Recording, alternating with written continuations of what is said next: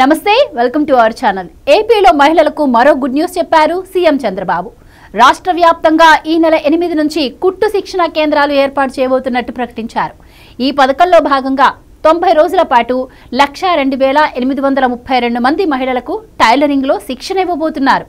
ఈ శిక్షణ కేంద్రాలను బీసీ సంక్షేమ శాఖ ఆధ్వర్యంలో నిర్వహించనున్నారు. ఇక ఇప్పటికే తల్లికి వందనం విషయంలోనూ కీలక నిర్ణయం తీసుకున్న విషయం తెలిసిందే. 2 రోజుల క్రితం ప్రవేశపెట్టిన బడ్జెట్ లో తల్లికి వందనం పథకానికి 9,407 కోట్లు కేటాయించింది కూటమి ప్రభుత్వం. ఈ స్కీమ్ ద్వారా ప్రతి కుటుంబంలో ఎంతమంది విద్యార్థులు ఉన్నా అంతమందికి సంవత్సరానికి 15,000 చొప్పున ఇస్తామని చెప్పింది. 1వ తరగతి నుంచి 12వ తరగతి వరకు చదువుతున్న విద్యార్థులందరికీ నగదు ఇస్తామని స్పష్టం చేసింది. మే నెలలో విద్యార్థుల తల్లుల ఖాతాల్లో నగదు జమ చేయనున్నారు. ఎన్నికల్లో ఇచ్చిన ఒక్కో హామీని అమలు చేస్తూ ముందుకు సాగుతోంది ప్రభుత్వం. ఇప్పటికే మహిళలకు సంబంధించిన ఫ్రీ సిలిండర్ పథకాన్ని ప్రారంభించింది. మహిళలకు ఉచిత బస్సు పథకాన్ని సైతం ప్రవేశపెట్టేందుకు కసరత్తు చేస్తోంది.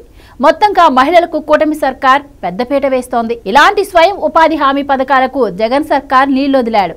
డీబీటీ పేరుతో ప్రజల అకౌంట్లలోకి లక్షల కోట్లు బటన్ నొక్కుతున్నానని చెప్పి అవినీతి సామ్రాజ్యం ఏలాడు. 5 ఏళ్లు అరాచకాలకు పాల్పడ్డాడు.